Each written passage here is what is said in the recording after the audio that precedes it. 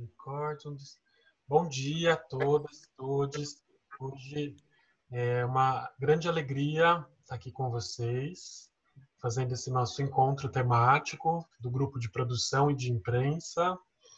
É um grupo que foi criado há 1 ano e meio e tem como proposta fazer encontros presenciais, mensais, em lugares onde a dança acontece, para pensar juntos estratégias, conhecer quem cuida da dança naquele espaço e trocar experiências, né? Nesse contexto, a gente está nesse momento, os encontros estão sendo feitos aqui pela plataforma Zoom e a gente está tendo temas, né, específicos. O tema de hoje é modos de vida relacionados ao fazer de dança no exterior em tempos pandêmicos. Então, para a gente ter, assim, compartilhar um pouco das experiências aí que as nossas super convidadas, agradeço desde já pela presença. Então, a gente vai falar um pouquinho sobre, eu fiz uma cola aqui, não vou conseguir resgatar, porque meu celular acabou a bateria, mas para a gente pensar um pouquinho, os modos de produção estão completamente atrelados à economia, né? Então, assim, como é que cada um tem conseguido aí no seu corre realizar, se é que é possível nesse momento. Então, eu vou apresentar aqui as nossas convidadas. Denise Namura, brasileira.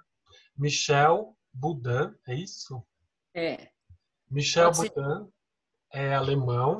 Eles vivem em Paris desde 1979, onde fundaram a companhia A Fleur du Pot, em 1989. Os dois coreógrafos desenvolveram uma linguagem que lhes é específica. O resultado deste trabalho original são peças coreográficas híbridas, com um gesto carregado de sentido, uma escritura poética e um humor tragicômico, e com um grande enfoque na troca e na cumplicidade com o público, indo além de quaisquer etiquetas. Os dois coreógrafos consideram o ensino e a transmissão como aspectos essenciais de sua pesquisa.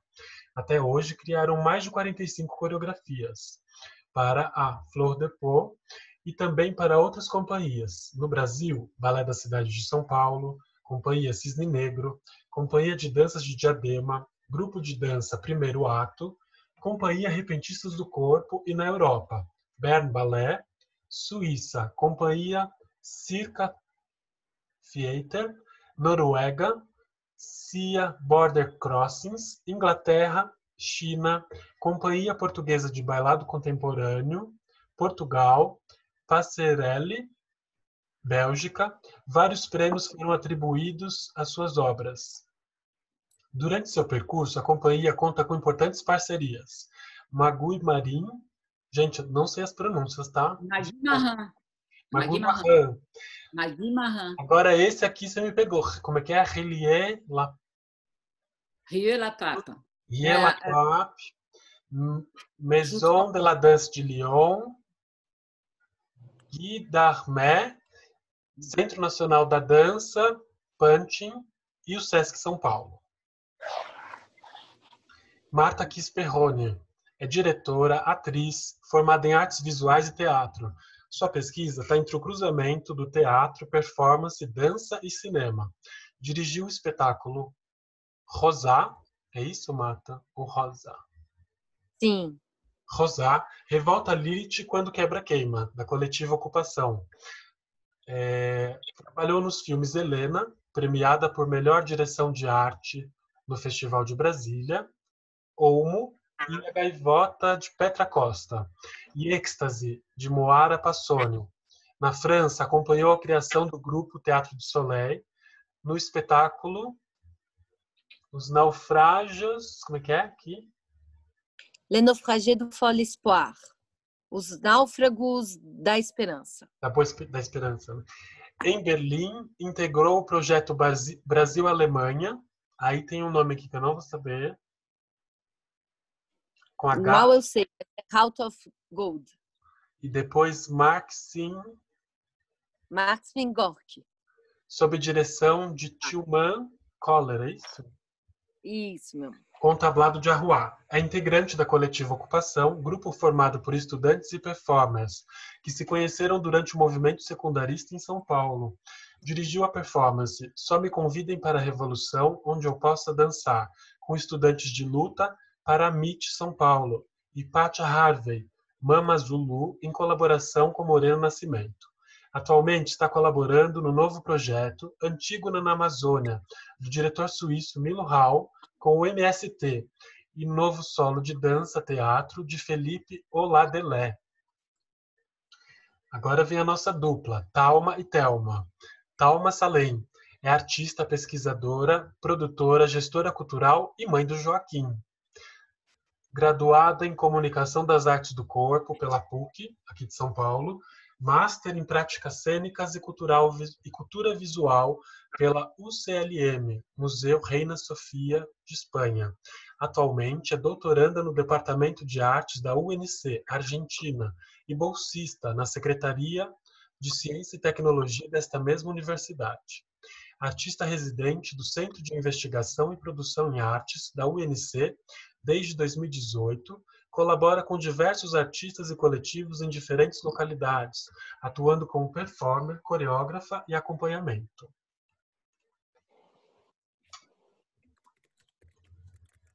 Thelma Bonavita, 56 anos, é uma artista da dança que atua na beira do abismo e toma a vulnerabilidade desta condição como matéria intrínseca do seu fazer artístico.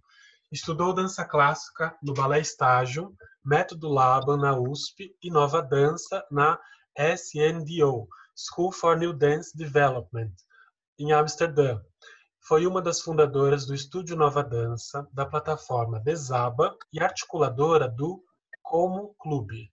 Seu trabalho se dá no trânsito entre dança, coreografia, artes visuais e moda. Seus mais recentes projetos são Flashon, que aborda políticas e poéticas das aparências, e Transcoreografia, um sistema descentralizado que especula noções de dança e coreografia e suas escritas, através de ignições online e offline. Bom, gente, então com as apresentações devidamente feitas, ponderações. Como não somos em muitos, talvez a gente possa fazer um esquema mais de bate-papo, de compartilhamentos. Algumas pessoas já haviam sinalizado que iam chegar depois, então, tranquilo também. E agradeço desde já pela presença, é um prazer estar aqui com vocês. Sem fronteiras, então tem gente em cada canto aí desse mundo para a gente compartilhar um pouquinho. Quem quiser começar, fica à vontade. Bom, eu vou começar então. Como dizia a Thelma agora há pouco, é como se a gente estivesse explodindo, né? Então precisa falar logo para poder sair, né? Porque essa palavra angústia, ela está fazendo parte da nossa vida permanentemente. Então o fato da gente se expor a um Zoom deixa a gente numa angústia, mesmo se fizer todo dia isso, que não é o meu caso, mas enfim. Então, acho que é uma coisa bom. Eu vou começar logo a falar. Eu acho que o que é o mais importante que a gente comentou, né, o que estava acontecendo quando começou a pandemia e quando começou, quer dizer, não é no mesmo momento, né? Quando começou o confinamento, né? Porque a pandemia parece que já faz muito tempo que está rolando, né, o Covid, mas o confinamento aqui na França ele começou dia 16 de março, como aí no Brasil. Só que aí a gente já estava muito mais avançado do que no Brasil, né? Então, eu estava voltando do Brasil, porque eu estou aqui há 40 anos, né? Mas eu sempre faço essa ponte com o Brasil, o máximo que eu posso. Me interessa muito trabalhar no Brasil e trocar o tempo todo com o Brasil. E gosto também de ir para o mundo inteiro, né? Foi uma companhia que escolheu de ser independente para poder ir para lá e para cá. Então, eu estava voltando do Brasil, a gente ainda tinha 3 oficinas para dar em março, abril, né? E aí que foram absolutamente canceladas. A gente estava ensaiando para ir para a Alemanha dançar, estava ensaiando no Centro Nacional da Dança, que é nosso lugar de ensaio aqui, e foi fechado, o CND fechou. Mas a gente falou, bom, na Alemanha está tudo bem, então a gente vai assim mesmo para a Alemanha. Aí fecharam as fronteiras. Então, o que a gente tinha como atividade era uma turnê na Alemanha, foi empurrado para novembro. Só para entender um pouco que teve coisa cancelada, que teve coisa que possivelmente adiada, né? Então, a gente foi vivendo nessa incerteza, igual angústia, desde o início, porque mais ainda, né? Porque não sabia para onde ia, como que ia, todo mundo fechado em casa. E os estúdios de dança fechados, quer dizer, tem que trabalhar em casa, dançar em casa, em espaços mínimos, né? Não pode deixar de trabalhar. Então, foi isso que aconteceu no primeiro tempo. Aqui só podia sair mesmo para ir fazer as compras essenciais, né? E então a gente só saía todos os 15 dias para ir no supermercado. E assim mesmo morrendo de medo, porque no início a gente tinha muito medo, né? Então a gente ficou nesse esquema durante 2 meses e meio, mais ou menos, até que desconfinou, né? Nesse meio tempo também eu tinha umas aulas para dar durante uma semana, como é que chama? Pagas, né? Pagas. Então, não é umas aulas para bailarino profissional que a gente dá aqui no Mica Dança, que é um espaço de dança aqui, remuneradas, era a palavra que eu estava achando. Então, eu falei, bom, aí eu liguei para a pessoa responsável para dizer que eu não ia fazer, que eu não tinha condições no nosso trabalho de fazer alguma coisa sem ver um ser humano na nossa frente. Então, impossível, impossível. E aí ela falou para mim, dá uma olhadinha no que está sendo feito, pensa bem, blá, blá, blá. Dali a 2 dias eu liguei para ela e falei, eu vou fazer uma semana de Zoom, né, para esses bailarinos, e foi bom. Só que, como dizia a Thelma agora há pouco, a gente se sente só. A gente está com todo mundo, eram muitas pessoas, mas completamente sozinhos, né? Então é uma relação que eu não pretendo manter, caso a gente possa escapar dessa, né? Mas foi uma coisa que eu fiz uma semana para ver como que ia rolar. E daí, não, tudo bem, a gente estudou os princípios de base da nossa linguagem e não dá uma aula de uma técnica só técnica, mas uma coisa de transmissão de linguagem, outra coisa, né? Então, essa foi a experiência inicial de poder fazer alguma coisa durante esse período, né, de nada. Muitas questões, muitos nadas, né? Você pega um livro e fala, será que eu tenho direito de ler um livro agora? Eu que passei 90% da minha vida numa sala de ensaio, posso ler, posso arquivar minhas fotos, posso, sabe, coisas do dia a dia que a gente nem imaginou que existisse. Fora uma rotina, tipo exercício, almoço, outra coisa, jantar, e, né, isso na minha vida eu nunca tinha vivido. Então foi coisa inédita. Agora, se eu estiver sendo muito longa, vocês me falam. Se alguém quiser intervir, aí eu volto, que eu tenho umas outras coisas para lá disso. Para o desconfinamento. Alguém quer falar? Eu posso pegar um pouco por aí. A gente conversou um pouco antes da coisa de tangenciar, né? Então, assim, não é na minha sala, não é opondo, mas é tangenciando com a fala da Denise e criando uma fricção, né? Eu tenho uma palavra também, eu gosto muito de palavras, para mim sempre os títulos eles acabam aparecendo antes que os trabalhos, eles são as definições conceituais que eu vou tateando para construir uma coisa que até então não estava ali. Uma vez eu li um negócio interessante sobre título, que você coloca, é como se colocar duas coisas que não estavam, ou três, ou deslocar uma coisa que não estava, e que ela gera um outro lugar. E que esse outro lugar realmente é o que eu chamo desse disparo, que me dá vontade de falar, não, tem alguma coisa que precisa existir por aí. Aí eu estou querendo aplicar isso, né, nessas conversas de Zoom, nessas conversas que a gente acabou falando da ansiedade que gera, das angústias, também do desaparecimento do outro, dessa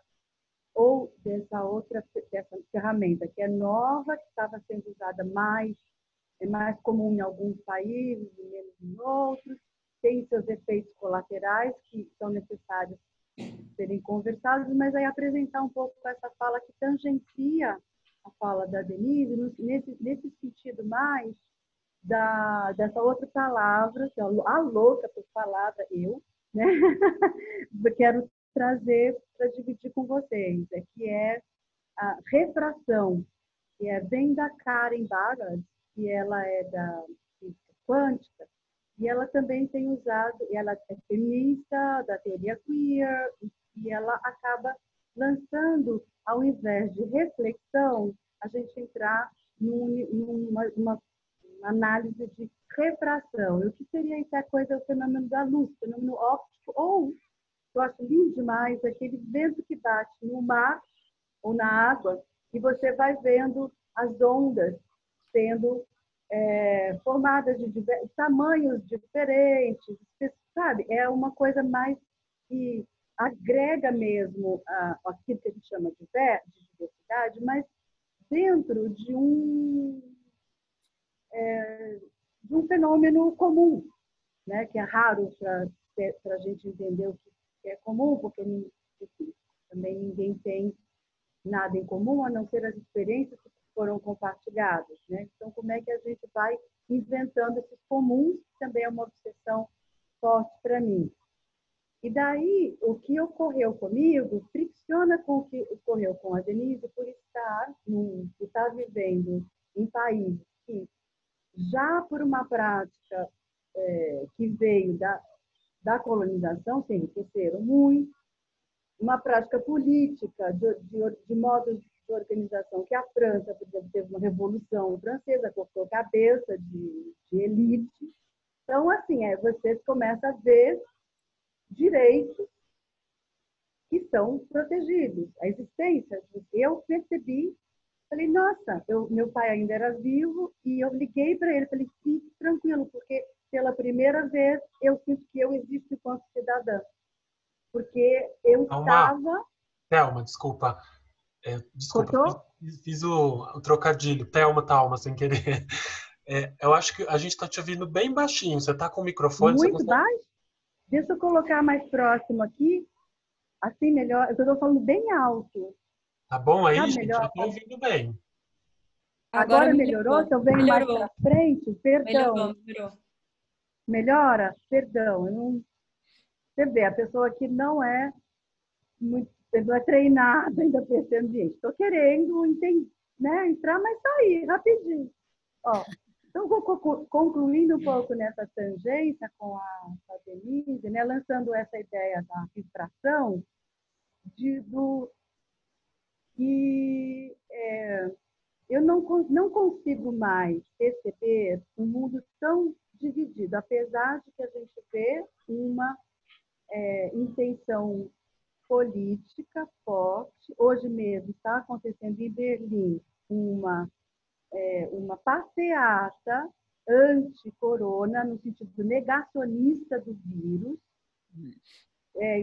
liderada pelos nazistas de ocasião, inclusive amigos meus que são, por exemplo, a Sandra Bello, que é uma ativista negra, feminista, tem uma pastelaria, ela falou, fechou, porque eles vêm e cospem, inclusive. E aí eles falam, Entschuldigung, desculpa. Então, assim, eu acho que a gente está compartilhando hoje em dia de fenômenos que têm muitas semelhanças e que também têm as suas especificidades locais. Então, o que eu senti pela primeira vez enquanto artista, que eu era cidadã, independente de tudo, eu ia ser protegida e estava existindo um movimento claro, específico. Eu fui entender, fui buscar entender como esse processo foi feito. O processo não foi feito assim, o governo, uau, gente, pandemia, vamos cuidar de todos. Não foi bem assim. Existiu um lobby muito grande, existem organizações muito grandes, onde funcionam com muito mais, são muito mais lubrificadas essas organizações políticas ao redor das causas, por uma série de razões.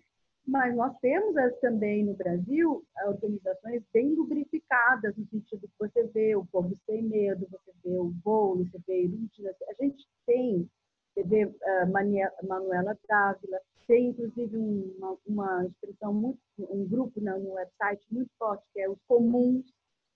Eu descobri recentemente, achei maravilhoso, são candidaturas duplas de pessoas comuns. Então, acho que a gente compartilha. Agora, óbvio, aonde está o dinheiro? Isso está todo mundo perguntando, todos os países estão desesperados. Porque as pessoas que têm o dinheiro, elas não querem ajudar ninguém. Por mais que você pense, a lógica capitalista é: eu só vou te dar dinheiro se você fizer alguma coisa por mim. Então, a gente é forçado a trabalhar no Zoom, senão eu não vou te pagar. E isso é muito cruel, é o que está acontecendo inegavelmente. Aí vou só concluir com essa ideia que eu coloquei no início, do meu específico. Como eu mudei quando eu já tinha 50 anos, eu já tinha uma outra visão de mundo, uma outra experiência do vai e vem nas transações do transatlântico. Então, para mim, eu não vim aqui para aprender, sabe, assim, com aquele corpo menos dócil, né? Um pouco mais azedo. E e nisso eu fui, obviamente, tendo espaços aonde eu atuei nos meus primeiros 2 anos, e veio essa onda que a gente está vendo agora, mais de direita e de menos dinheiro, já estava acontecendo desde 2014, nos países que eu estava trabalhando era na Noruega. Em Berlim é uma cidade que é uma cidade pobre, tem um excedente de artistas, e a maioria vive na zona da pobreza. Assim, se vira, não é fácil. Então, a maioria é muito jovem, não é uma cidade que tem dinheiro. Então, tudo é praticamente por trocas, é baratinho. Então, a vida era baratinha, passou a ficar carinha, e agora o problema está na nossa cara, né? Aí, concluindo isso, eu já estava, depois desses 2 anos, numa prática muito solitária, por escolha, terminou como clube, era uma prática de trânsitos, muita diversidade, gênero, geracional, situação econômica, e foi um aprendizado incrível, foi uma das coisas mais deliciosas e perigosas que eu já fiz uma parte. E aí, quando eu me mudei, eu estava só. E eu passei a costurar. O primeiro objeto que eu fiz foi uma luva de boxe de veludo. E eu acho que isso simboliza um pouco o que eu estava, é a metáfora do que eu tinha que fazer. Eu tinha que estar. Mas eu não sou uma pessoa agressiva. Sim, agressiva nesse, assim, sou leoa, né? Mas assim, não cultivo isso enquanto o meu lugar. Meu lugar é esse que eu chamo do abismo, porque eu estou ali por vontade e por condição de sempre que você escolhe por fazer dança no Brasil. Você está nesse lugar. Não tem outro. E aí eu vivi essa transição de ter uma geração mais nova e viu beneficiada de de um certo terreno mais seguro, e isso a gente pode vir discutindo depois, né? Como é que o neoliberalismo também passou a entrar na tese. Aí eu termino um pouco aí. Enquanto experiência para mim do confinamento não foi novo, porque eu já estava experienciando um isolamento, não um bem confinamento, né? É bem diferente. Mas a vida caseira e meus processos de trabalho se dando em casa. Foi isso que, nesse período... Pensando no que vocês falaram agora, né? Eu penso no grande abismo. Eu estou na Argentina, é um lugar onde não existem reais políticas públicas para a cultura, nunca existiram. E que, bom, a gente mudou de governo faz um pouquinho de tempo, então, justo, a gente ficou uma ilha, assim, né? A Argentina ficou uma ilha na América Latina. Quando a direita levantou, se elegeu aqui o Alberto Fernandes, que é um presidente peronista, não é assim, a gente não pode dizer que é um governo de esquerda, mas é bem diferente encarar essa situação com o Alberto Fernandes que com o Maurício Macri. Né? Assim, o contexto político é bastante diferente. Acho que eu preciso falar por que eu vim para cá, como a Thelma tinha falado antes. A gente decidiu morar em Córdoba porque eu tive um filho e São Paulo, para mim, era sinônimo de trabalhar 24 horas por dia. Eu trabalhava muito com produção e com gestão, trabalhei na produção e gestão do Acervo Mariposa, enfim, organizava vários workshops e coisas de artistas de fora, trabalhava com o Sesc, e isso era uma demanda, assim, enorme. E para eu pagar um aluguel e o gasto do meu filho, não sei o que lá, eu ia ter que não ficar com meu filho. Então a gente decidiu abrir mão de São Paulo e de tudo que essa ilusão da cidade grande nos dá, né? Visibilidade, trabalho, sei lá, tudo isso que a gente já sabe. E que agora está um pouco caindo por terra com esse governo. Felizmente essa parte, infelizmente tudo que a luta da dança em São Paulo tinha conquistado, né? Que é muito. Porque quando eu vim para cá, eu percebi... quando eu morei na França, que a gente falava do Sesc, ninguém entendia, né, Denise, na França. O que é isso do Sesc? Uma loucura. E aí eu fui entender a importância do fomento, a importância dos PROACs, a importância da Funarte, de todos os editais, que significava toda aquela luta que eu acompanhei quando eu estava na universidade, né? A luta do fomento. E aí aqui é bem normalizado já a coisa de ninguém vive de dança, assim, em Buenos Aires algumas pessoas, eu moro em Córdoba, já estou descentralizada, é uma cidade universitária, com mais de 30 salas independentes de teatro, mas é um lugar onde ninguém vive disso, as pessoas vivem de dar aula, com muita sorte dão aulas não de forma independente, na universidade, em algumas instituições, e com isso podem ter alguma base, né, um salário, e se não, elas trabalham de qualquer outra coisa. Então essa já era a realidade, né? Já era muito precário, e a pandemia o que trouxe foi revelar mais ainda essa precariedade, porque o governo não fez nenhum auxílio emergencial destinado aos artistas, às pessoas artistas. Abriram alguns editais para você postular como artista, que era para, não sei, receber R$800, vamos colocar assim, e você ainda tem que apresentar um negócio. Tipo, surreal. E aqui no estado, eles, depois de muita luta, o governo do estado liberou algumas cestas básicas para uma lista de artistas que nós mesmos, do campo da dança, que fizemos esse cadastramento das pessoas que estavam em situação de emergência, que precisavam de cesta básica, nesse nível, cesta básica. E o governo do estado não garantiu nem a distribuição. Então foi uma organização via grupo de WhatsApp da comunidade da dança, não é dança contemporânea, dança, bem grande, fazendo vaquinha para pagar gasolina e poder alguém pegar o carro e sair distribuindo essas cestas básicas. Esse é o nível da precariedade. Ao mesmo tempo, aqui nós estamos vivendo, sim, uma quarentena real. Digo real porque em São Paulo as notícias, ou no Brasil, é que tá meio mais ou menos.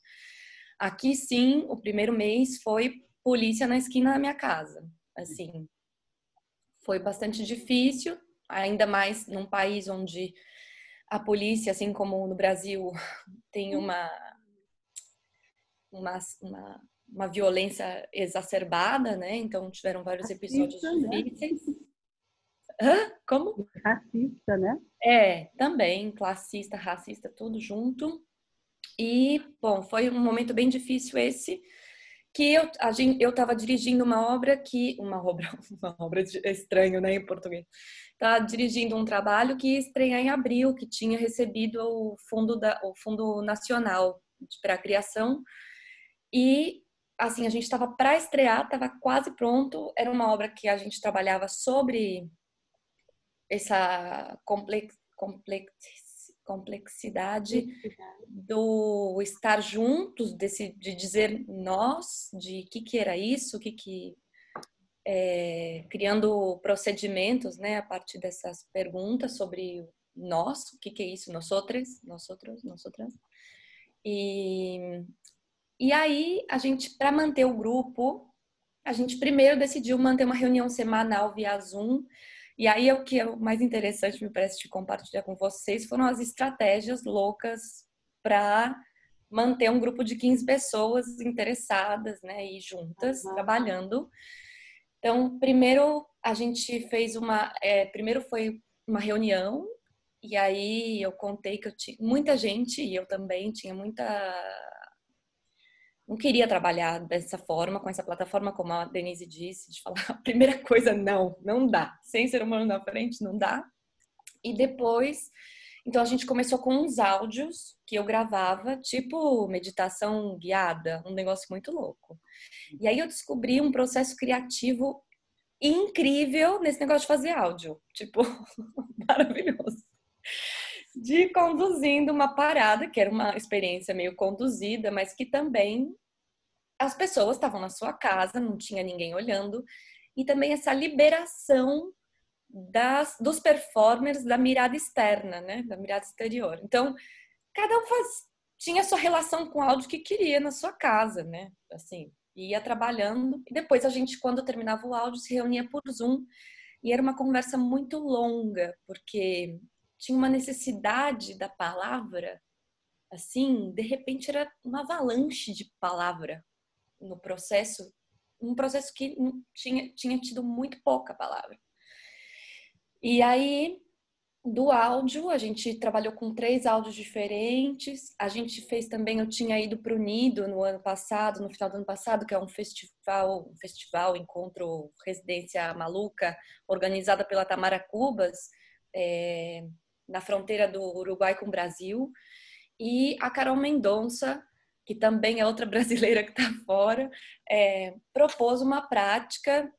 Ela propôs várias práticas, e entre essas práticas tinha uma prática de telepatia. Então, a telepatia veio com tudo. A gente tem até um grupo de telepatia, de dança e telepatia no WhatsApp.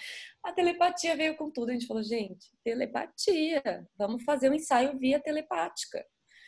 Então, foi um jogo, assim, que foi nutrindo a gente nesse momento de confinamento mais intenso, né? A coisa da telepatia e tal. Até que o confinamento foi flexibilizando e a gente começou a falar, bom, vamos tentar, um ensaio via Zoom, sei lá o que é isso. Aí a gente até fez, a gente provou algumas coisas, experimentou. E o que a gente começou a ver foi que eram realmente, assim, obras derivadas daquela obra. Aqui fala obra para falar trabalho. Aqui Obras também. derivadas, é ótimo, da telepatia. Para obras derivadas daquela obra e entender que tinha uma existência completamente autônoma daquele outro trabalho e que aquele trabalho não podia atender a essa realidade de agora e nem vice-versa. Eu também trabalho na universidade como artista residente desse centro aí que o Vitor falou no currículo. E foi um acolhimento muito lindo, assim, desde o centro de produção, que teoricamente o projeto tem que terminaria agora em outubro, novembro. Um projeto onde a gente está investigando o corpo instalação da Vera Sala, como um laboratório do meu projeto de doutorado. A universidade foi super amorosa, assim. Córdoba tem isso, que é um contexto muito amoroso de produção. Então, eles acompanhavam, ligavam, mandavam e-mail, reunião quando você quiser, vamos pensar junto, não tem nenhuma obrigação de terminar, de apresentar, de dar resultado. Foi realmente, assim, um acompanhamento bem amoroso. E para fechar, desculpa se eu estou me estendendo, dizer que aqui na Argentina, com a pandemia também, um pouco antes da pandemia, estava gestando uma coisa muito importante, que é uma lei federal de dança. E o movimento federal de dança, com essa virtualidade, ganhou uma aderência gigante. Então, também foi aí uma coisa importante que aconteceu aqui e que a gente está numa luta bastante intensa com o movimento federal de dança. Ao mesmo tempo que a gente convive, é difícil, né? Você pedir uma lei federal de dança enquanto, na verdade, as pessoas não têm nem o que comer, entendeu? É muito precária a situação. Mas são lutas que vão juntas, né? Porque é defender a cultura como um direito básico, essencial para todo mundo. Acho que é isso. Depois a gente continua falando, né? Desculpa se eu me estendi. Tem um monte de coisa para falar sobre economia. Mas depois da Marta, eu quero ouvir. Está sem fone.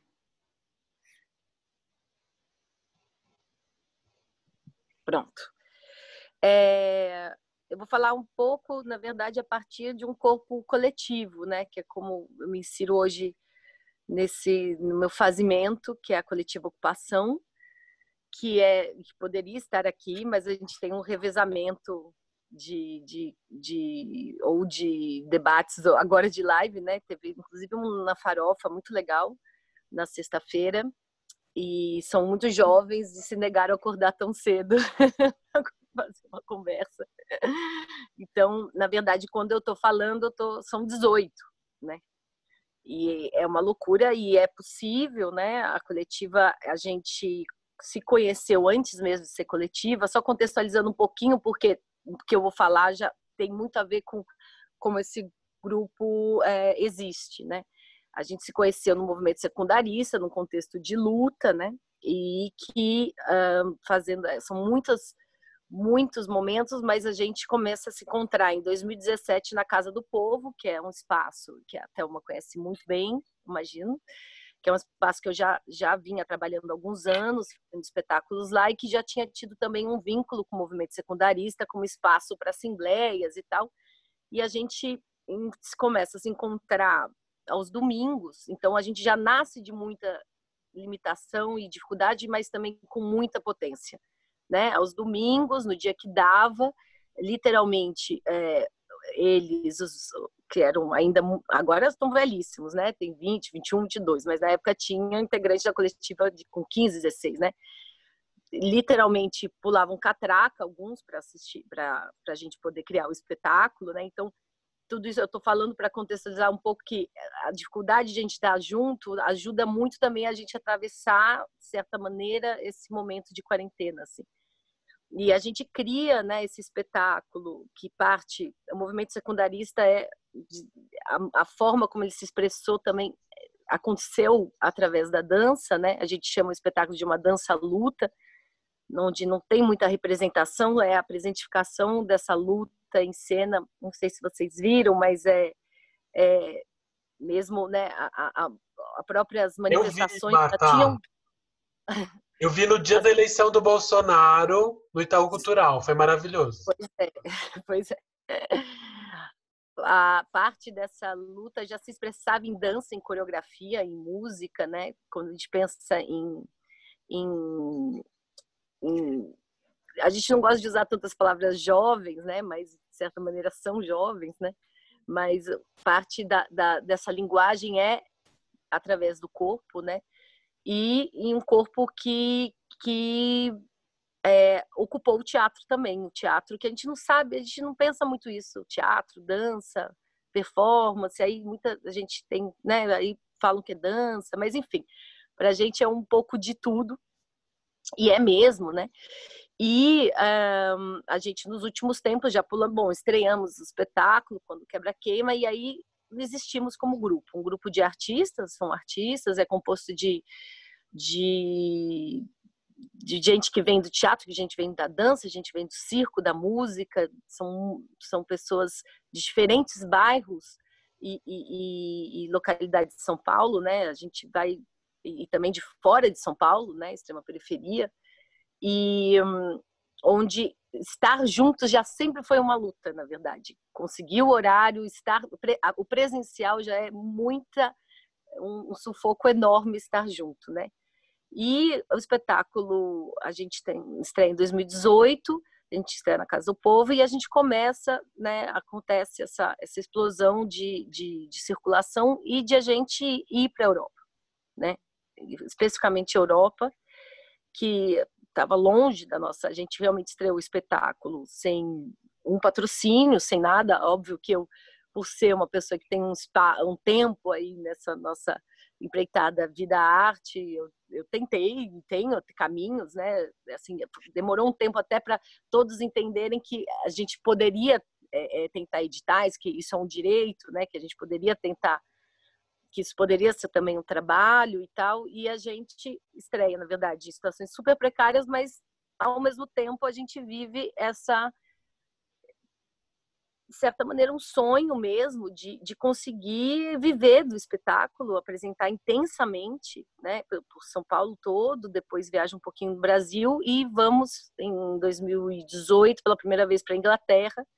Foi a primeira vez que todos da coletiva pegaram avião na vida, né? A primeira geração na família que atravessa o Atlântico. Então, essa ocupação que começa no movimento secundarista ocupa também um imaginário, né?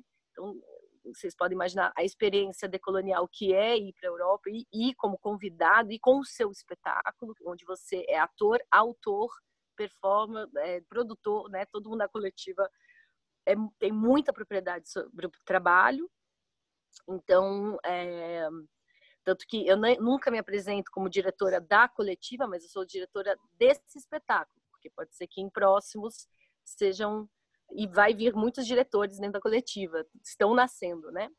Então, é um misto entre artistas e que também estão estudando, também estão na universidade. A maioria do grupo foi para dança, para a faculdade de dança, ou faculdade de música, ou de teatro.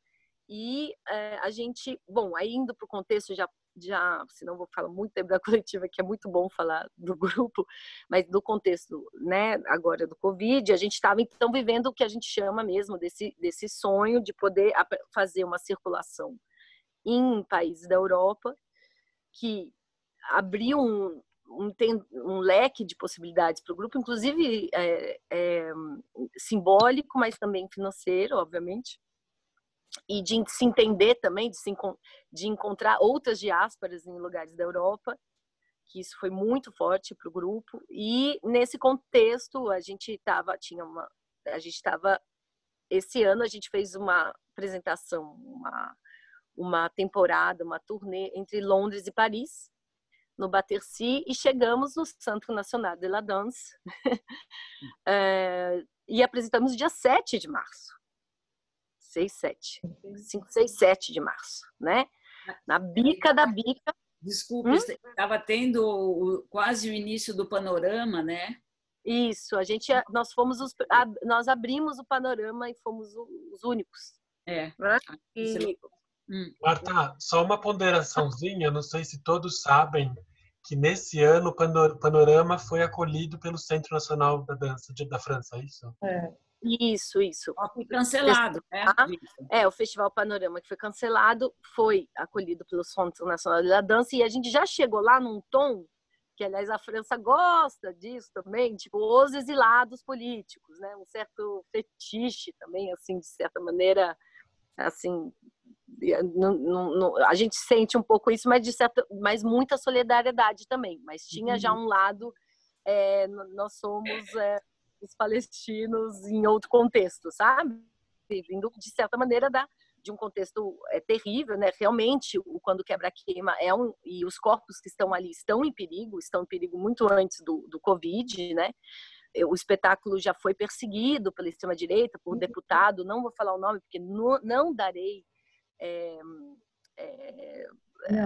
alta para esse tipo de pessoa, mas a gente nem divulgou isso, mas a gente sofreu perseguição política, teve um deputado que chegou a fazer um vídeo contra a gente, deu um documento na mão da Damares para impedir que o nosso espetáculo continuasse acontecendo, que ele chamava de palestra, aliás. Então, a gente já chegou num contexto que a gente sabe, na verdade, a gente já tinha muito receio, porque a gente, um dos processos que foram interrompidos da coletiva é uma grande circulação que a gente ia fazer por escolas estaduais, por 20 escolas estaduais de São Paulo, que era um momento muito importante nosso, que incrível poder ir para a Europa, poder ir, né, viver essa travessia, viver assim, a experiência de outras instituições, mas a gente quer voltar para onde nasceu tudo, que são as escolas, os espaços públicos, e a gente também não sabia, porque justamente essa perseguição política veio justamente quando a gente apresentou numa escola pública. Ou seja, quando estamos apresentando no Itaú Cultural, numa instituição, estamos mais protegidos, né? Entre aspas, né? Entre aspas. Oi? Entre aspas. Mas muito... Queria só trazer uma ponderaçãozinha, eu não quero te interromper, mas dizer que, assim, essa experiência, ter visto, quando quebra-queima, eu já tinha visto, mas eu vi pela segunda vez, no dia da eleição do Bolsonaro, no Itaú Cultural. E eu vi numa outra situação também, no Salão do Livro Político da PUC.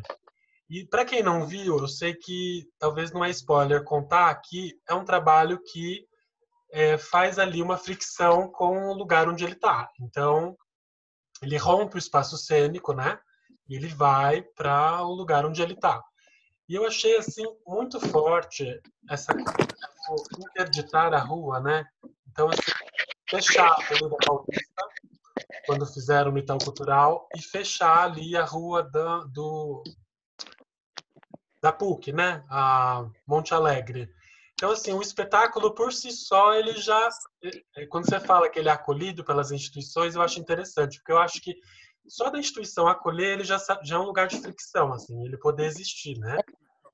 É que o tema não é esse, mas é isso. A gente sempre está no limiar de um incômodo, porque a gente realmente fecha a rua todo final do espetáculo, bloqueia sempre o trânsito, mas é uma estratégia, é um grupo que vem de uma origem de política de luta e que sabe fazer isso.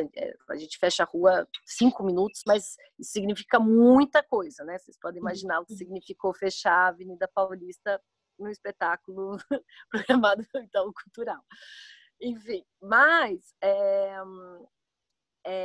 voltando, eu perdi um pouco o fio que eu estava falando. A gente ia fazer esse projeto nas escolas estaduais, escolas públicas, que é onde, vamos dizer, estamos agora nesse processo de interrupção, que seria a nossa volta, e que é um lugar que a gente já tinha já tinha se preparado, porque entrar com um espetáculo desse num contexto de escola, né, num contexto político atual do Brasil, isso implica muitas coisas, inclusive ser barrado ou ser perseguido mesmo, ter grupo de extrema-direita esperando a gente, essas coisas. Infelizmente, às vezes, a próprios alunos, né, bolsomínios, que é um grupo 80% preto, LGBTQI, com todas as possibilidades, e que traz na sua narrativa uma experiência que é muito anti-Estado, na verdade. Então, assusta, né? E aí, contando um pouco agora o contexto da pandemia, a gente, então, a experiência em Londres e Paris, a gente volta, então, no momento de 16 apresentações, com um entusiasmo enorme para voltar para as escolas, e também a gente tinha apresentações marcadas ainda na Alemanha, e agora o ano que vem em outros países da Europa, e para tudo é interrompido, e aí são 18 pessoas nesse contexto que voltam para casa. A maioria das pessoas da coletiva ocupação moram com os pais ainda, então são casas hiperlotadas também, né? Com Wi-Fi muitas vezes muito fraco, né? Tem gente que tem Wi-Fi, todo mundo tem Wi-Fi, mas nem sempre a gente consegue se ver. Mas imediatamente, como estratégia de sobrevivência, vamos continuar em coletiva. Então a gente se encontra toda semana, e aí foi um pouco nós por nós, porque a gente nem pensou em muitas possibilidades de apoios. Tem a ajuda emergencial, que a maioria da coletiva teve, mas um processo para todos, né, que estamos vivendo, na minha opinião, vendo eles tão jovens, eu acho ainda mais cruel, porque é muita energia, né, gente? É muita energia. E era um grupo que estava num momento de explosão máxima, né? A gente ia apresentar em 20 escolas, né? E aí mas a gente não teve nem, na verdade, muito tempo para se lamentar. A gente vamos criar nossa estratégia de sobrevivência. E aí isso, acho que esse que é o ponto que eu queria falar, que na verdade, por a gente ser um coletivo e ter construído um comum, né, como disse, tão forte, isso nos ajudou e nos ajuda a atravessar esse momento. Se estivéssemos sozinhos, eu não sei o que seria, né? Então,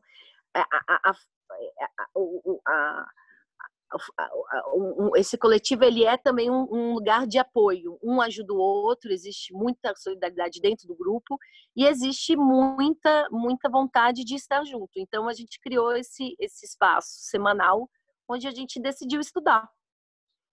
E aí, a palavra estudar para a coletiva faz muito sentido, porque estamos sempre em formação, né, em investigação, mas ali mais ainda, porque você tem 20 anos e você está ainda descobrindo um monte de coisa, né? Então a gente foi ler, foi uma coisa que a gente nunca tinha feito, até um exercício, porque para muitos da coletiva a ideia de ler e estudar é uma coisa ruim, distante, porque vem da experiência da escola pública, que não é um lugar para você ter prazer no estudo, né? Mas na coletiva, sim. Inclusive, estudamos muita dança, chamamos pessoas, a gente tem uma série de colaboradores, tem o Januário, inclusive, que é muito presente. Isso foi muito bonito, que todos os colaboradores da coletiva se aproximaram muito, porque a coletiva somos 18, mas temos colaboradores muito presentes, como o Ricardo Januário, como a Natália Mendonça, que está em Portugal, que é dançarina, como a Michele Mattiuzzi, que vai dar agora também um curso para a gente. Então, na verdade, o que segura a gente é, de certa maneira, a pesquisa, continuar investigando, e a gente, nesse tempo, teve um convite do Battersea, que é esse teatro em Londres, no contexto do Vidas Negras Importam, para fazer uma criação em diálogo com o momento que estava acontecendo das manifestações, e a coletiva fez um vídeo em casa, chamada Feitiço contra o Fim do Mundo, né? Os meninos falam, eu não tenho vocação para o fim do mundo, né? Como a Denise Ferreira fala, o fim do mundo como conhecemos, porque já conhecemos há muito tempo. E a gente começa a criar, então, criações audiovisuais. Fizemos o Feitiço contra o Tempo. Desculpa te interromper. Você mandou aqui. É esse link mesmo, né? Tem o Feitiço contra o Tempo aí, e tem também, foi isso, também durante esse período de estudo, imediatamente pensando que eles estavam confinados num quarto, sozinhos, né? E é importante dizer que na coletiva a ideia de confinamento é muito diferente da nossa, porque as mães e pais não estão confinados, porque são trabalhadores. Então, as mães da coletiva são trabalhadoras. Teve a mãe da Ariane que pegou Covid, né? E quase morreu mesmo. Então, a gente viveu isso dentro do grupo, o terror de uma pessoa que é internado 3 semanas no SUS. Bom que existe o SUS, mas a gente sabe que com o contexto do Covid, ao ser internado, você não tem mais nenhuma notícia.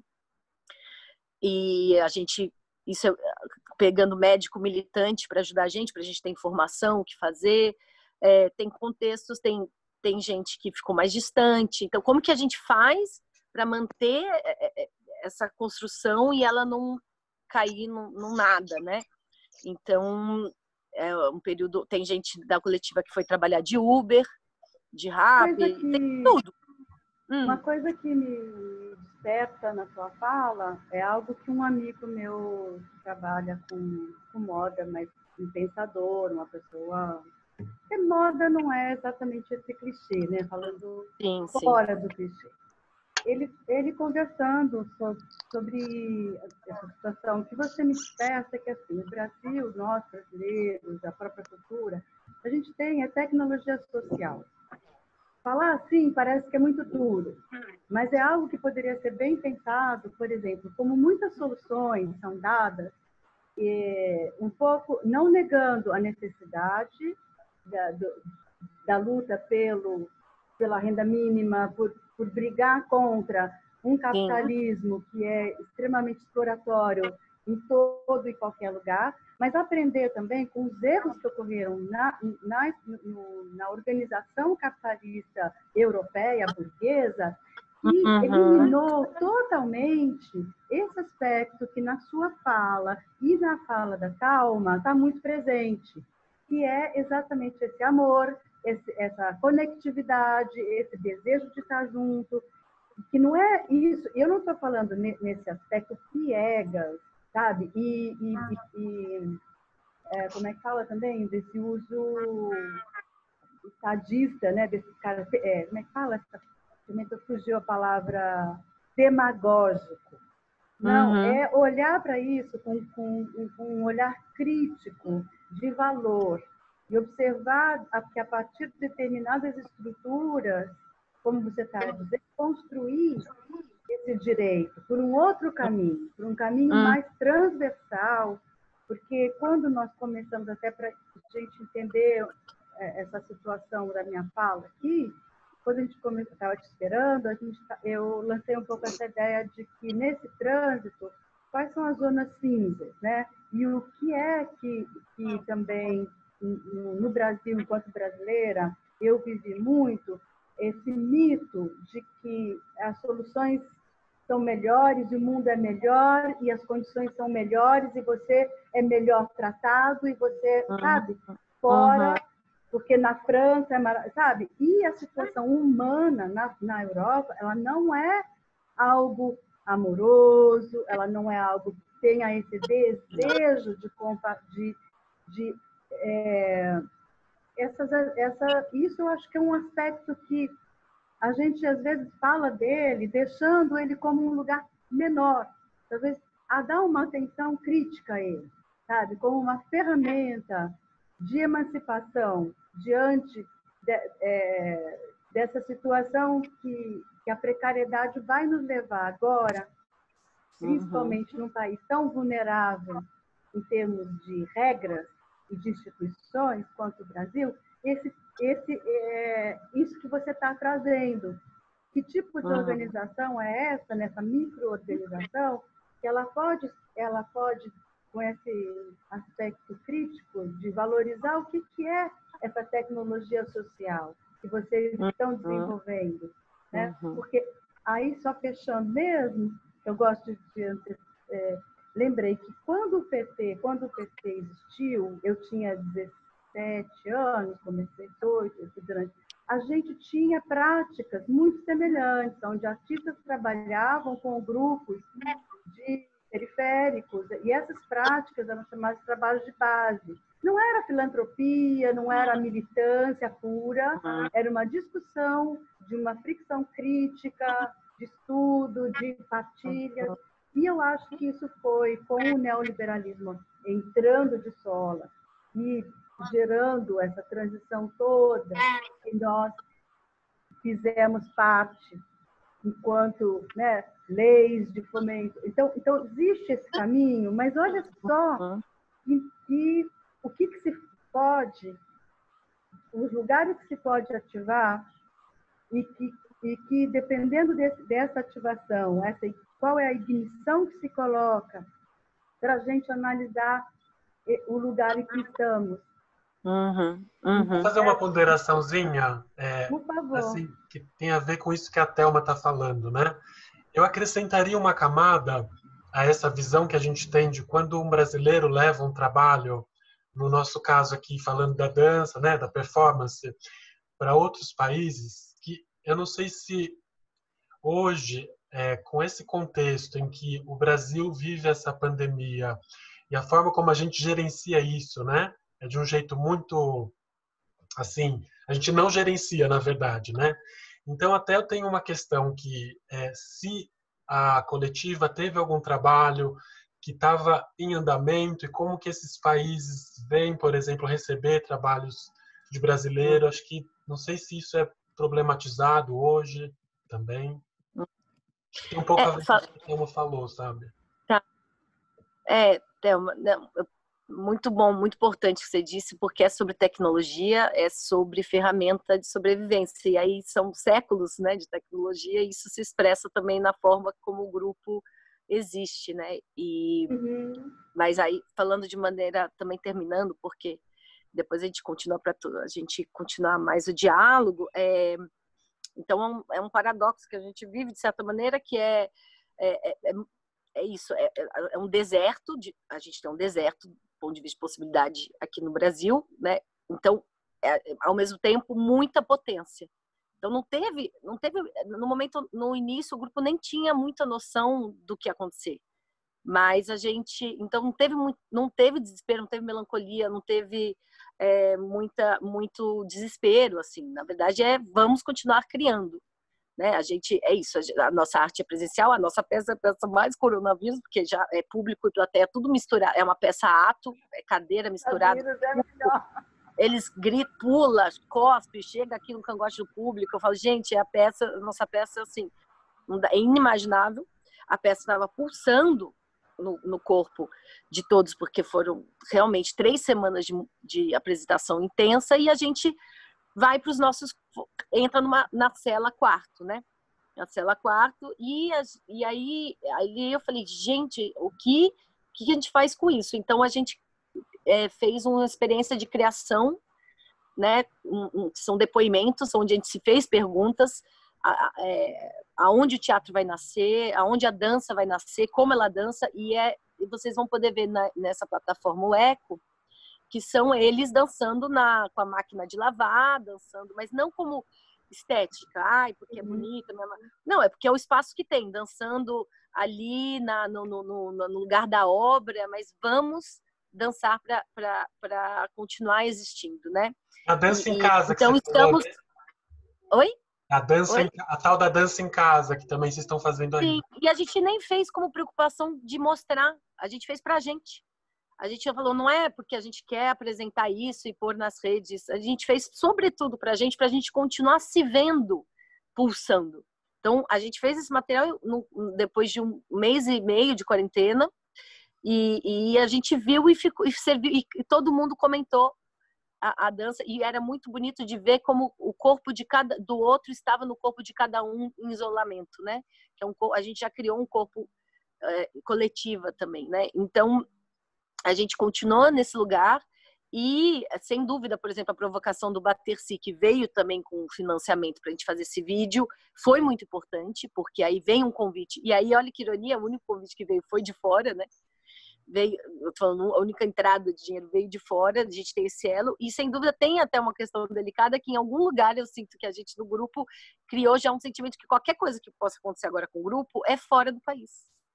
Então, eu acho que por isso que o Vitor me chamou, porque no meu caso eu falei, Vitor, você me chamou, eu não tô nas Europa, eu tô aqui no mato. Mas assim, a gente você tá no Brasil, mas você tava com trabalhos em andamento, né? Estava com trabalhos em andamento, então faz sentido. E aí, a verdade, isso só para a gente pensar juntos, assim, a gente tinha uma apresentação, foi cancelada 2 meses antes para a gente ir para Hamburgo. E eu fiz uma conversa com uma fazedora de teatro libanesa que mora na França, e ela me perguntou, e vocês receberam? Foi cancelado, mas vocês receberam? A gente falou, não. Então, era um direito de vocês, né? Porque, de certa maneira, o grupo dependia disso. Porque como que é esse desmanche, né? Então, isso é uma coisa a se pensar. Pensar também que quando são grupos de fora, talvez ela falou, porque alguns grupos na Europa que tinham apresentações marcadas receberam mesmo assim. Enfim, isso é uma coisa legal para vocês falarem. Se isso é verdade ou não. Mas, assim, a verdade é que agora é isso. O ano que vem a gente tinha algumas apresentações e foram canceladas. Já para maio do ano que vem.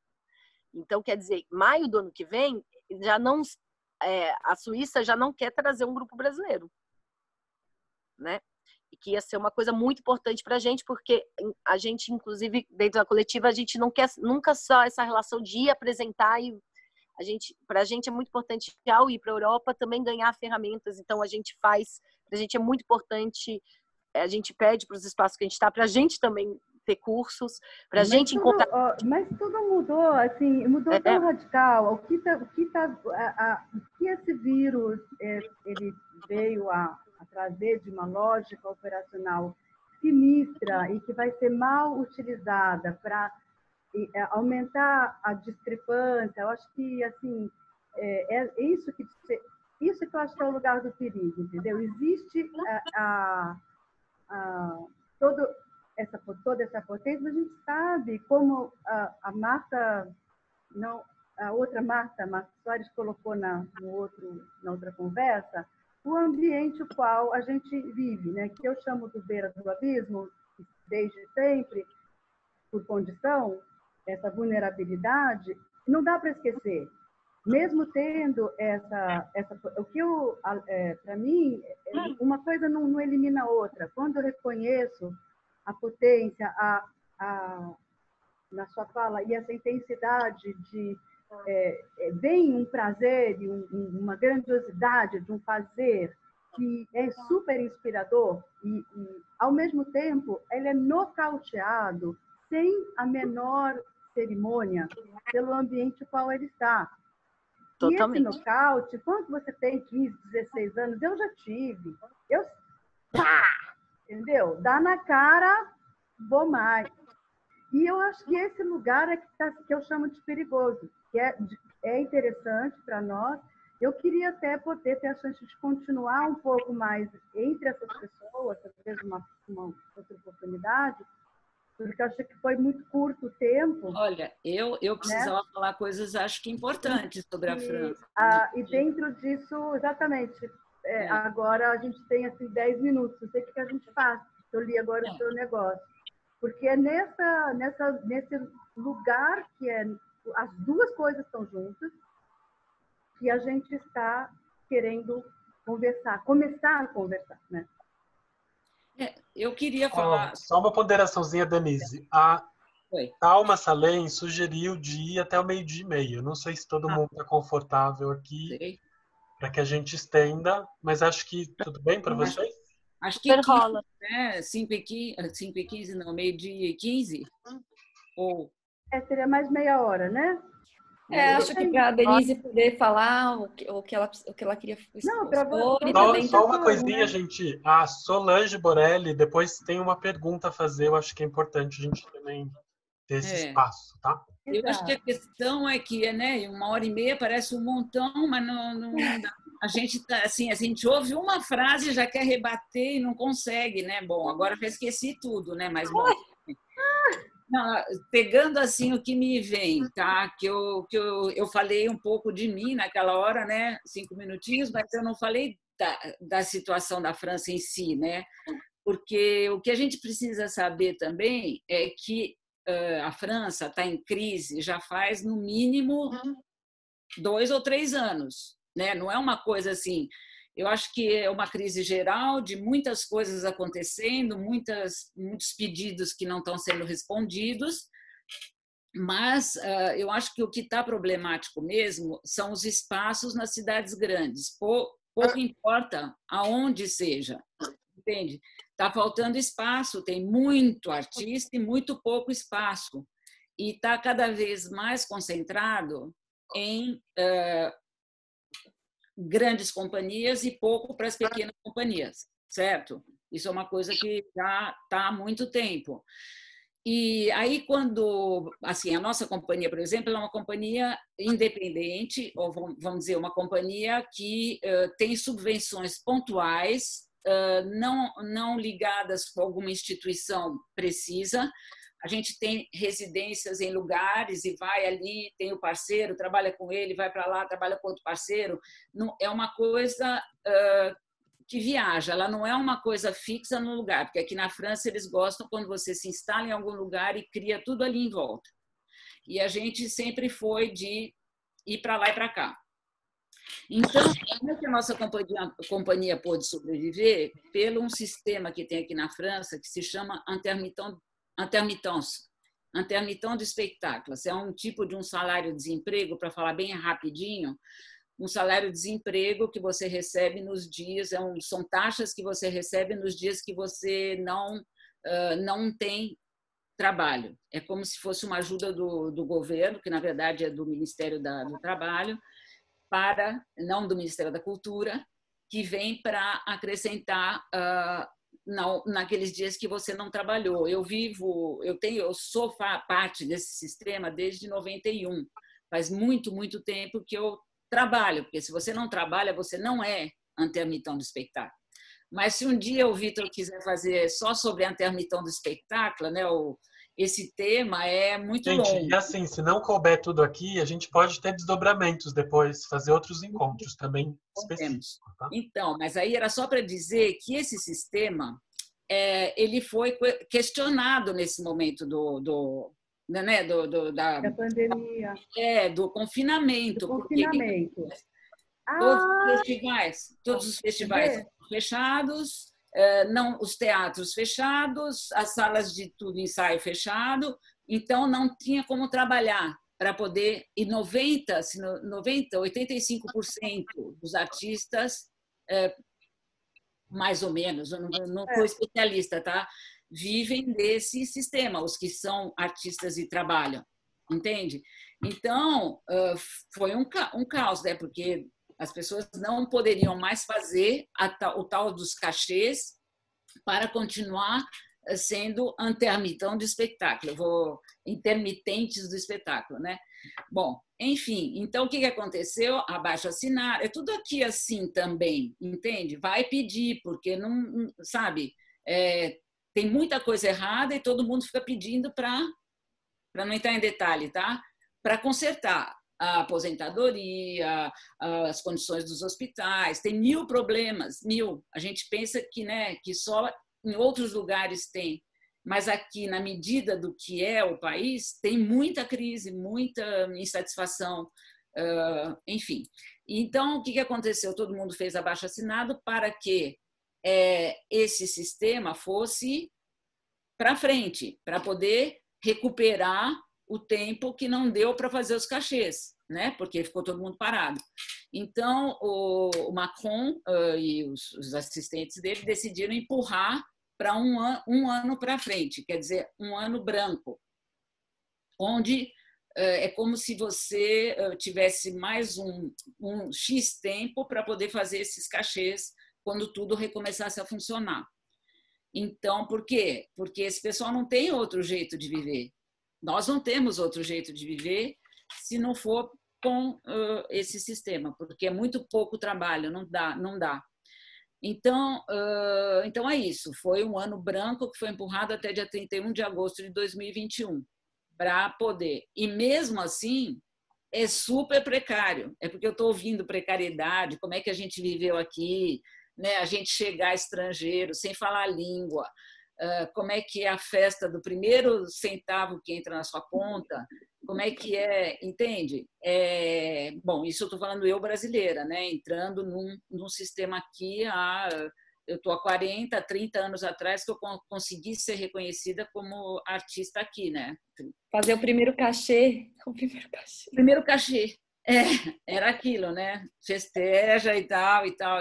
Então, era para dizer que a gente, que é uma companhia independente que vive de subvenções pontuais, de parceria pontual, e que nesse momento está tudo parado. A gente não sabe. Você fica na espera. Vai ter o festival no ano que vem? Não sei. Então, não tem jeito de você organizar uma coisa assim. A única coisa que é diferente, eu acho, é que tem... bom, eu não sigo o Brasil assim, a super, porque aqui já tem muita coisa para ver, né? Para se ligar. Mas é que tem uma pessoa que fala e a gente fala, tá, então acho que tem que fazer assim.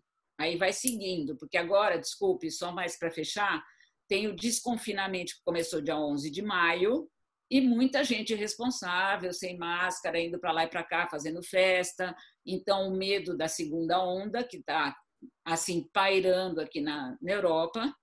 E a gente já deu aula presencial no fim da semana passada, com distâncias de 1 ou 2 metros entre as pessoas. E eu cheguei de máscara, falei, ai meu Deus, aí tirei a máscara, né, para dar aula, fiquei no meu canto e eles ali sem se tocar. Aula sem nenhum duo, sem nenhum portê. E agora tem mais 2 que vêm.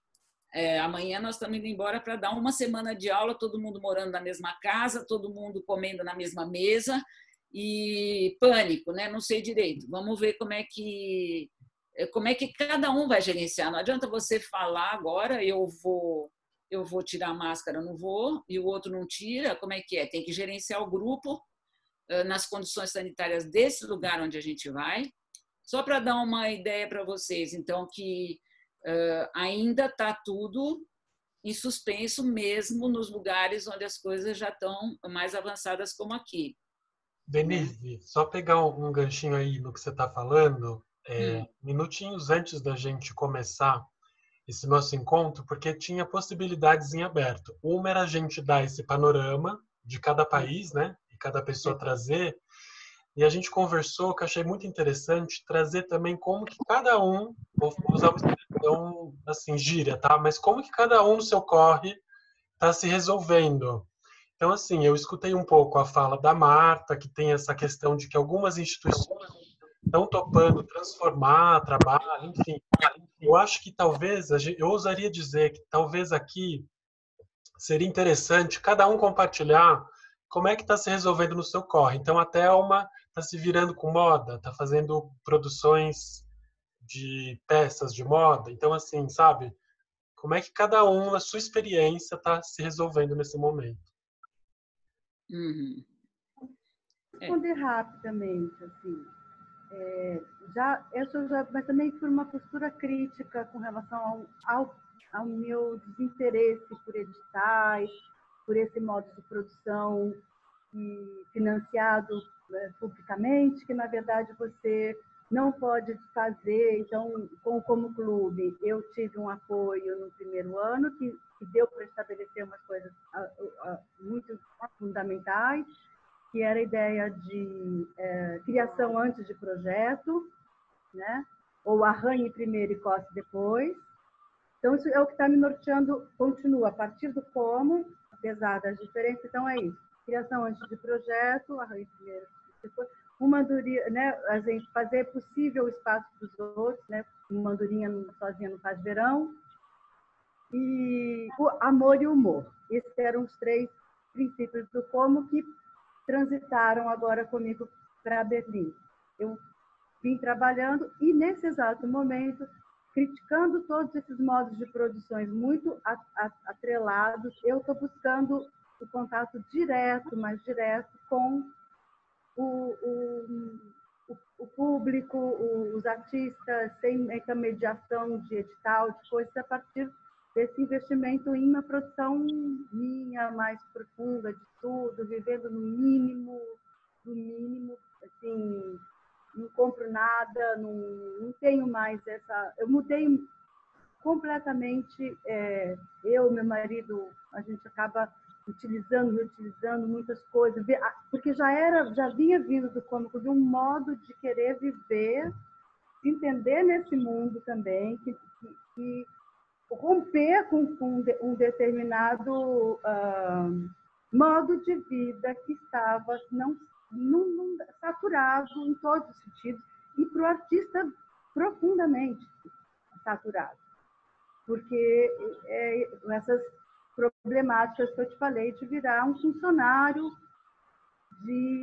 dentro de um sistema que acabou eliminando esse lugar para a criação, que tudo virou projeto. Agora, sem lugar, qual é o lugar da criação? Sem esse lugar, que tudo já tem que ser projeto, eu acho que a vida dá um nó e ela morre. Então, já foi meio nesse caminho. Não digo que é fácil, porque é à beira do abismo mesmo, porque eu estou assim, tive rompantes, horríveis, dores, mas tem sido muito interessante e valioso entrar. Agora, estou num país que nos está dando esse mínimo, que é o aluguel e a comida e o meu seguro-saúde, mínimo, que é muito para o país que eu sou, por isso que eu falei, que eu me senti cidadã, que possa fazer isso. Claro. E quero buscar modos de gerar isso, de pensar como é que seria isso lá, como é que a gente vai se mobilizar para dar essas condições, que esse é o meu assim, antirracista e renda mínima universal. Eu não estou nem pensando, assim, para mim, isso já tá, esse projeto de arte que virou. Aqui, por exemplo, tá atrelado o pedido, todos os pedidos da cultura, vem junto o pedido da taxa sobre as grandes riquezas para a renda mínima universal. E é uma luta intensa, né? Aqui também, já antes da pandemia, como eu disse, pela maternidade, a gente veio para cá e reduziu o nosso custo de vida a nada. Tipo, eu não como fora, eu não tenho uma vida paulistana, minha vida é bem diferente, mudei assim. E para poder também preservar esse lugar da criação, porque senão não ia poder.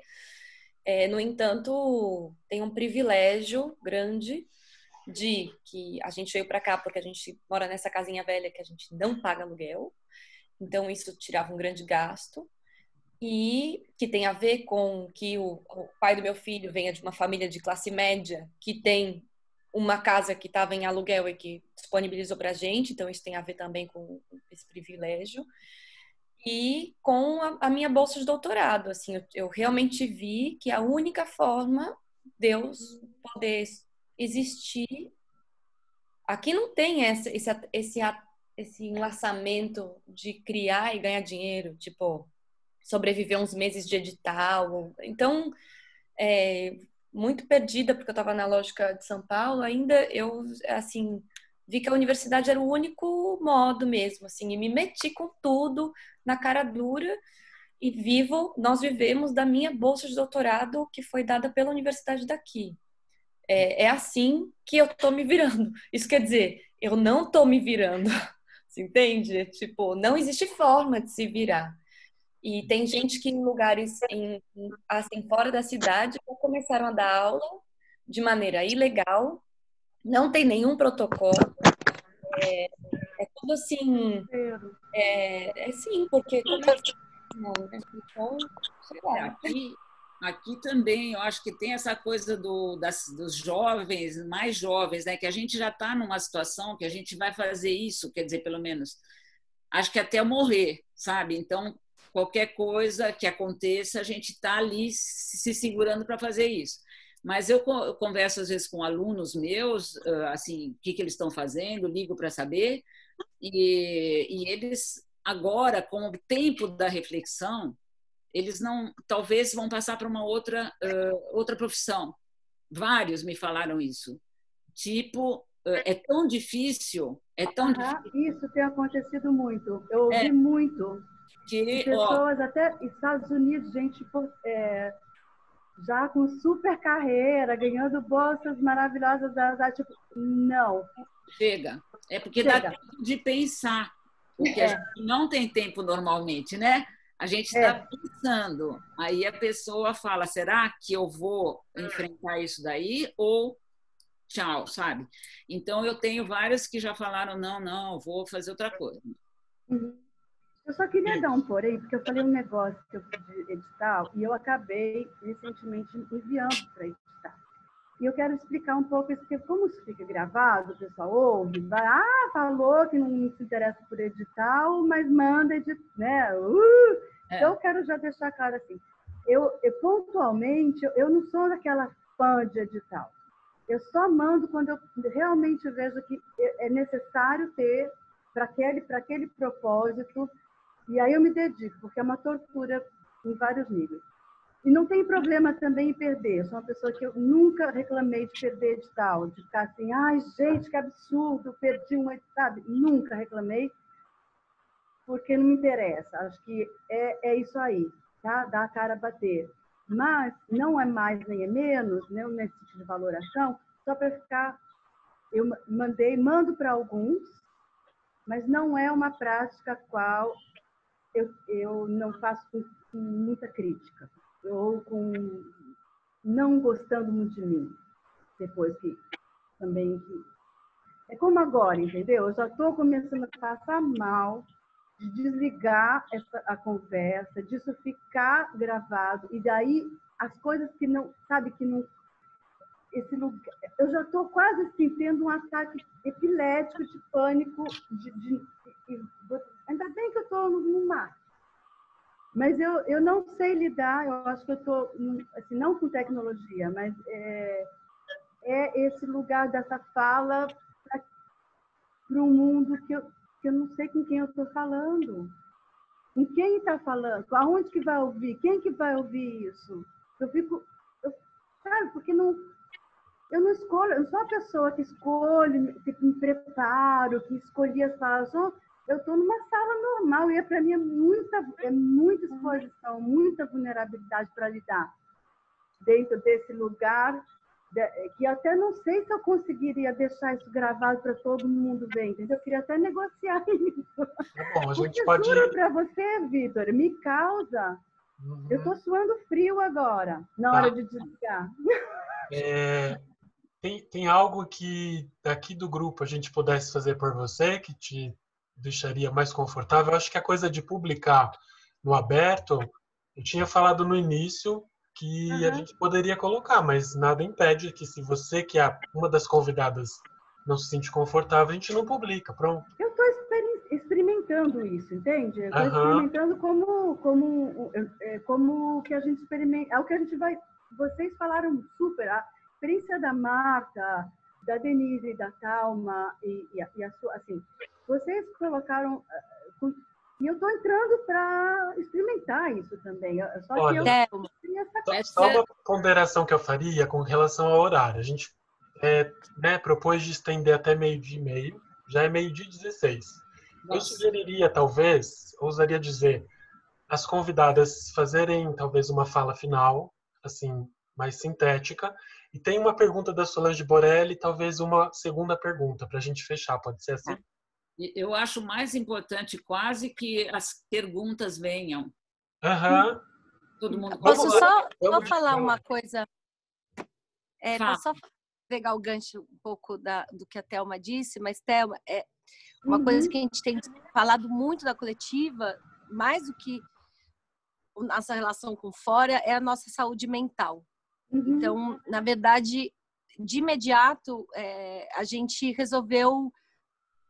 E eu admiro os artistas que já entraram, já fizeram, eu vi coisas feitas pelo Zoom, obras de dança e teatro e afins, 1000 coisas, né? Mobilizações, manifestação, muitas coisas, muitas criações. Mas a gente também aceitar que às vezes não é esse lugar e é outro. E a gente tem, aí para fechar falando da coletiva, pensado muito em cura, na verdade, né? Tempos de doença, a nossa feitiçaria, né, e tecnologia é para a gente se curar, e usado com muito limite mesmo esse espaço para a gente também se curar. Então, assumindo também até onde a gente pode ir. E olha que são pessoas jovens que nasceram no celular, nasceram nessa relação. Para eles é super... No começo, a gente ia fazer reunião, eu não conseguia falar direito porque eu não sabia com que...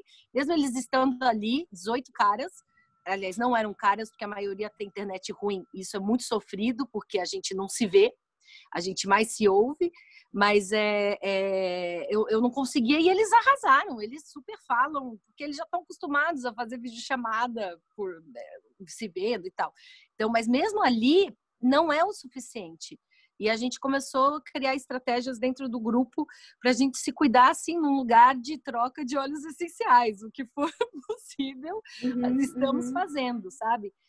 E também de não ter esse peso de uma produção. Tanto que parte de uma discussão muito grande, né, dentro das escolas é o IAD, né?